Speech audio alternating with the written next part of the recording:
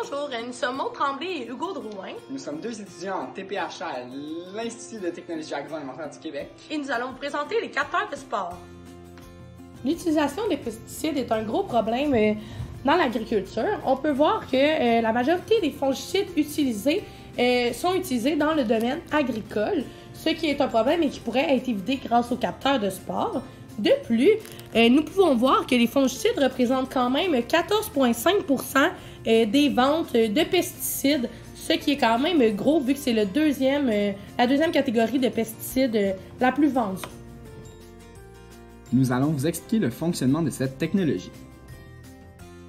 L'objectif, dans le fond, du capteur de spore, c'est de capter dans l'air la quantité d'inoculum présent donc, pour différentes maladies fongiques. Donc, l'inoculum, c'est dans le fond un spore qui, si il rentre en contact avec la culture, il va pouvoir germer et donc contaminer la culture.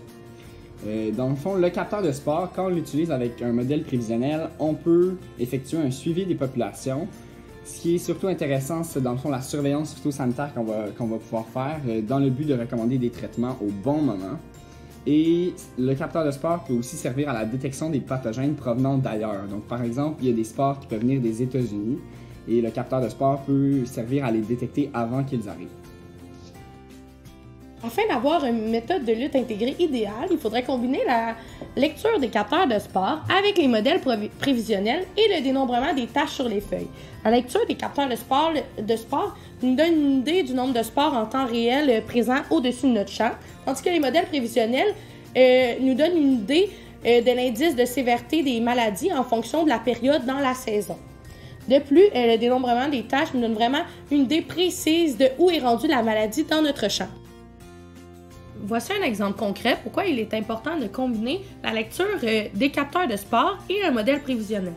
Donc ici, les barres bleues représentent la concentration aérienne de conidie, tandis que les ondes grises représentent l'indice de sporulation, selon un certain modèle prévisionnel. Donc dans le fond, on peut voir qu'en début de saison, il y avait des hauts risques d'infection selon le modèle prévisionnel, mais peu de spores ont été captés. Donc si un producteur s'était fié uniquement sur un modèle prévisionnel, probablement qu'il aurait appliqué des fongicides en prévention de façon inutile.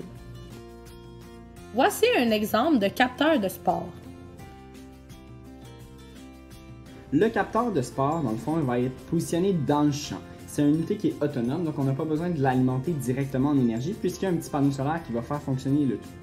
Il y a un petit moteur dans le boîtier gris en haut qui va faire tourner une petite barre, dans le fond, à une vitesse d'environ 2400 tours par minute.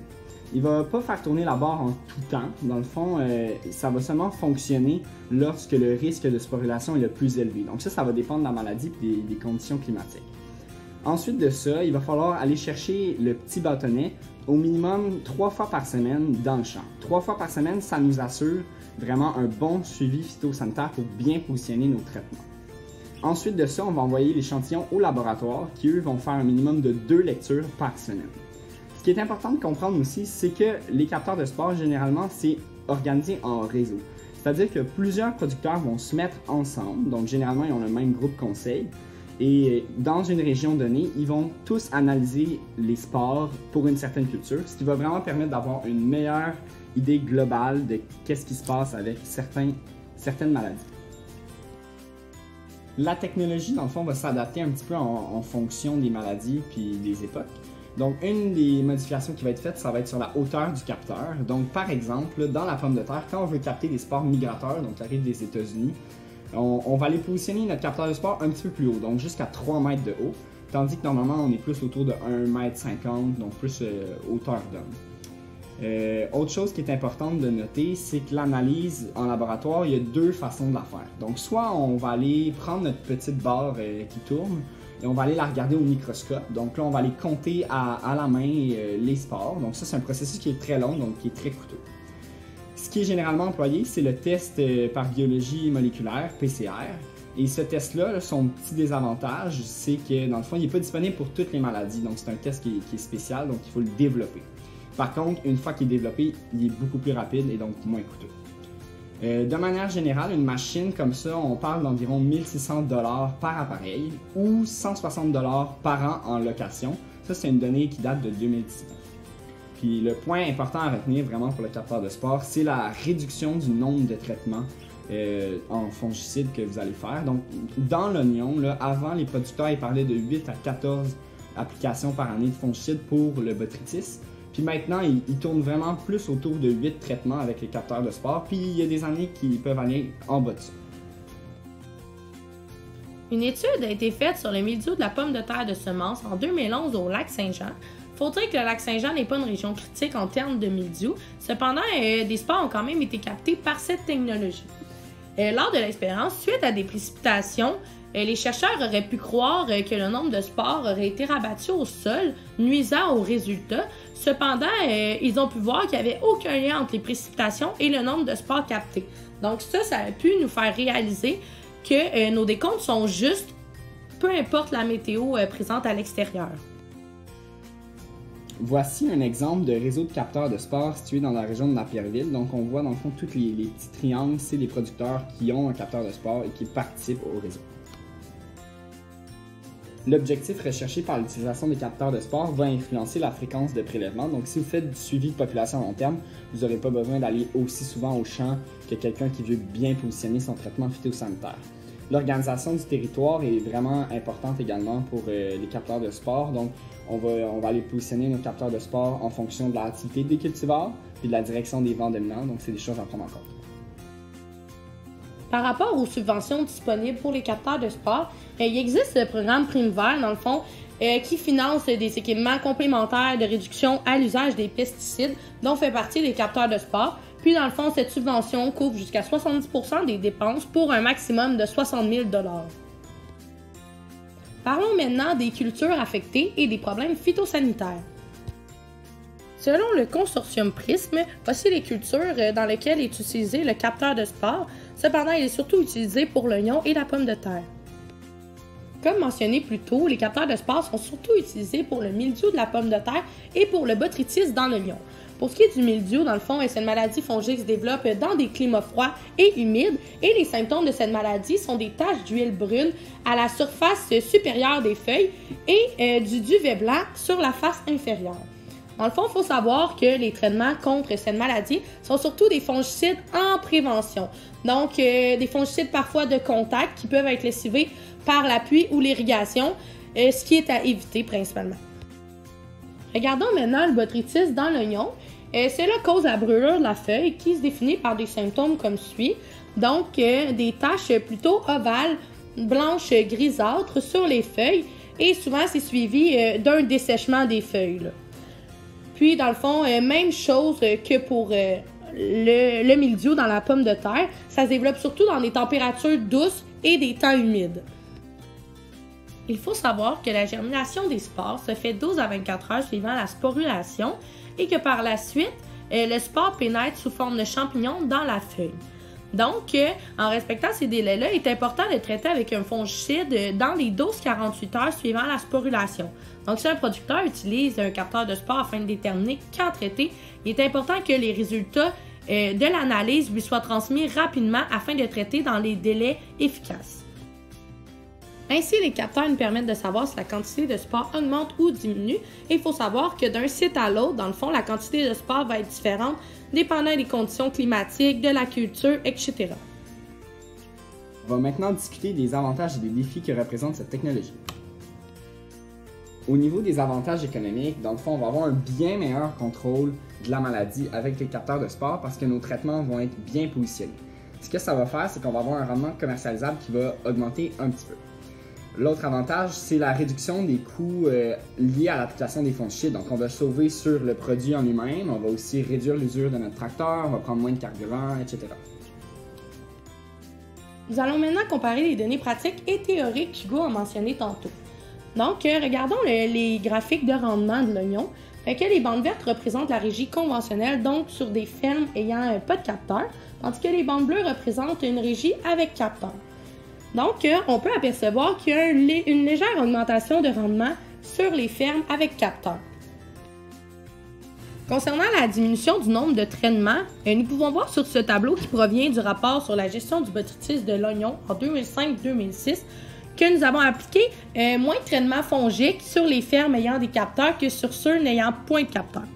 On peut voir dans le fond, pour une moyenne dans les années 2005-2006 une réduction de 16,8% des applications de fongicides.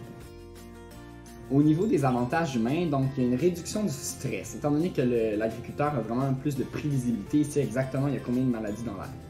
Ensuite de ça, il y a un gain de temps qui est quand même non négligeable, donc il y a moins d'applications à faire, donc il n'y a pas besoin de préparer la bouillie, pas besoin d'aller faire du tracteur dans le champ, tout ça c'est un gain de temps. Il y a également une réduction des risques au niveau de la santé humaine, donc si on regarde le petit tableau à droite, on voit que l'IRS cumulatif des applications de fongicides qui ont été effectuées, donc la moyenne 2007-2009, quand il n'y avait pas de capteurs, est nettement plus haute qu'en 2015-2016 où il y avait utilisation des capteurs.